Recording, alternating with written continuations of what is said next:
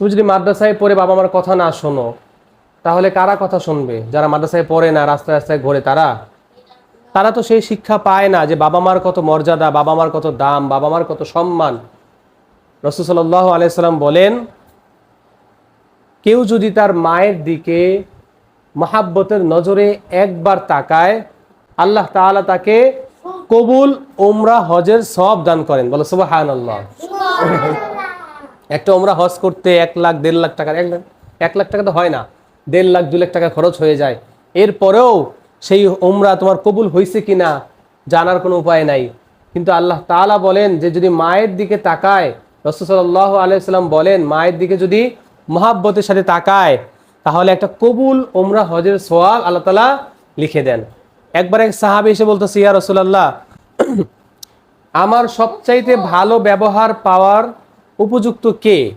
কে আমার সবচেয়ে ভালো ব্যবহার কে পাবে?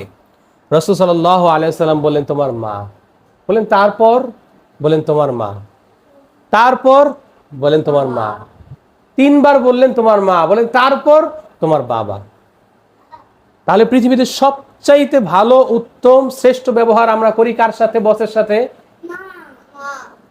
তারপরে করি কি? যার চাকরি করে তার সাথে। কি বাবা? এটাই তো আমাদের স্বভাব। কিন্তু আমাদের মতো করা উচিত ছিল কার সাথে? মায়ের সাথে, বাবার সাথে। অথচ আমরা বাবা মার কথাই শুনি না, বাবা মাকে ধমক দিই আমরা। যেই মা তোমাকে কথা বলা শিখাইছে, সেই মাকে ধমক দিয়ে কথা বলো না। যেই মা তোমাকে কথা বলা শিখাইছে, সেই মাকে ধমক দিয়ে কথা, সেই মার সাথে উচ্চ স্বরে কথা, গলা উঁচু করে কথা বলো না। যার মা নেই সে বোঝে মায়ের কত দাম। একটা বাচ্চা তোমাদের সমান কবরের পাশে বসে কান্না করতেছে, একদিন পরের দিন আবার, পরের দিন আবার, প্রতিদিন কবরের পাশে গিয়ে কান্না করে। এই বাবু, এটা কার কবর? বলে আমার মায়ের কবর।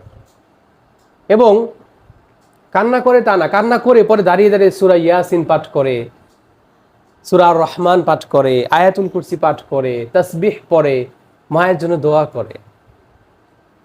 আরেকটা ছেলে অনেক বড়, সেও তার মায়ের কবরের পাশে গিয়ে কান্না করে, কিন্তু দোয়া পড়তে পারে না, কোরআন পড়তে পারে না, তাসবিহ পড়তে পারে না, কিভাবে দোয়া করতে হয় সেটাও জানে না, মোনাজাত ধরে কি বলতে হয়, কিভাবে বলতে হয় তাও জানে না। একটা র্যাবের ছেলে নিয়ে আসছিল আমাদের কাছে ভর্তি করাইতে, র্যাবের ছেলে আমার মাদ্রাসায় আসবে কয়েকদিন পরে। তার বাবা র্যাব অনেক ঊর্ধ্বতন কর্মকর্তা। তিনি বলতেছে, হযরত, আমাকে আল্লাহ তাআলা টাকা পয়সা কম দেয় নাই, কোটি কোটি কোটি টাকা আল্লাহ তাআলা আমাকে দিয়েছেন, আমার বাবাকেও দিয়েছেন কোটি কোটি টাকা। এবং আমার বাবা আমাকে অনেক পড়াশোনা করিয়েছে, আজকে আমি বড় একটা পদে আছি। কিন্তু আমার বাবা যেদিন মারা গিয়েছে, আমি আমার বাবার কবরের পাশে দাঁড়িয়ে যে দোয়া করব, কিভাবে দোয়া করতে হয়, কি পড়তে হয়, আগে কি পড়তে হয়, পরে কি পড়তে হয়, কিছুই আমি জানি না। শেষমেশ কিছু হুজুর ভাড়া করে নিয়ে তাদেরকে দিয়ে দোয়া করালাম। সেই দিন মনে হয়েছে পৃথিবীতে সবচাইতে বড় অসহায় আমি।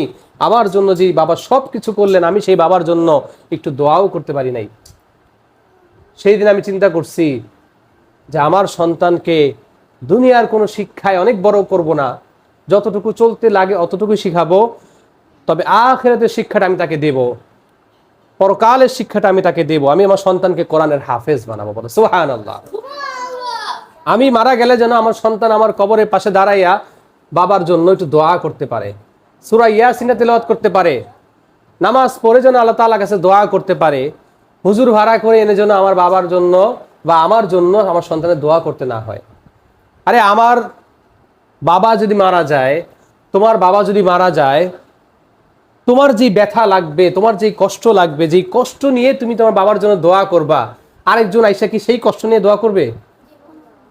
তার কি সেই ব্যথা লাগবে? তুমি কি হারিয়েছো, তুমি যেটা বুঝতেছো, সে কি সেটা বুঝবে? তাহলে তুমি যদি দোয়া না করতে জানো, তুমি যদি দোয়া না করতে পারো, তাহলে কিভাবে হবে? যারা মারা যায়, কবর থেকে চলে যায়, তারা শুধু এই অপেক্ষায় থাকে, আমার জন্য বুঝি কেউ একটু দোয়া করে পাঠালো, আমার জন্য কেউ একটু দোয়া করো। অনেকে দাদা মারা গেছে তোমাদের, অনেকে নানা মারা গেছে, নানি মারা গেছে, দাদি মারা গেছে, তাই না?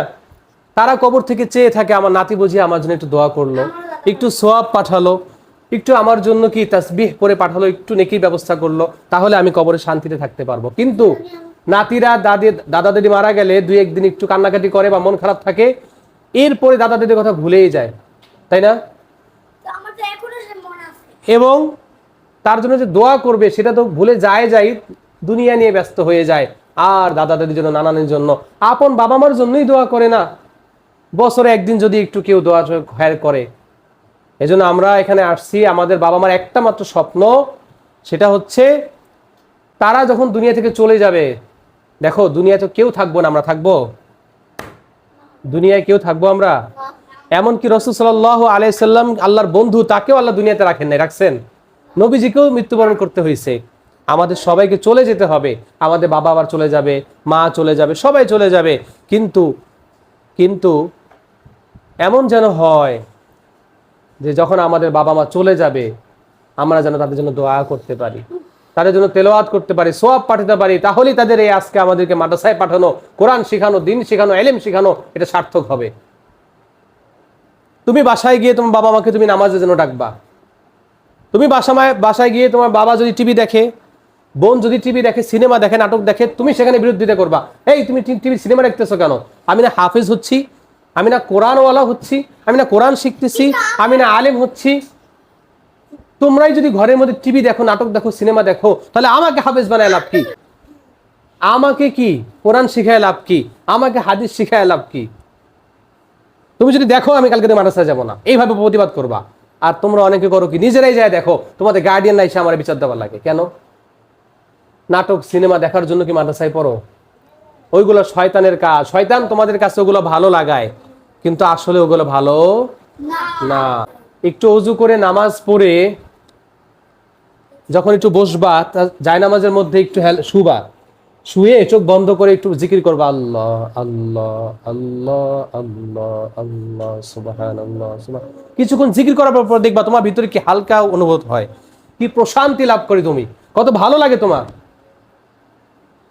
আর যারা সিনেমা দেখে, নাটক দেখে, টিভি দেখে, সারাদিন দেখার পরে শরীর খারাপ লাগে, ভালো লাগে না, আলসেমি লাগে, চেহারা চোরের মতো হয়ে যায়। সারাদিন যদি মোবাইল দেখে বসে বসে, সারাদিন গেম দেখে, রাস্তা রাস্তা টই টই করে, ওদের চেহারার থেকে আল্লাহ নূর উঠে নেয়। আর যারা 24 ঘন্টা মাদ্রাসায় থাকে, কোরআন পড়ে, রাত 3টা থেকে নিয়ে আবার রাত 10টা পর্যন্ত সারাটা দিন কোরআনের সাথে থাকে, এদের চেহারা আল্লাহ তাআলা একটা নূর দিয়ে দেয়। এদের চেহারা চমকাতে থাকে, আল্লাহ তাআলা এদেরকে পছন্দ করেন। আল্লাহ তাআলা এদের চেহারার মধ্যে কি দিয়ে দেন? নূর দিয়ে দেন। এবং এদের যারা মাদ্রাসায় পড়াশোনা করে, এদেরকে এত সম্মান আল্লাহ তাআলা দিয়েছেন,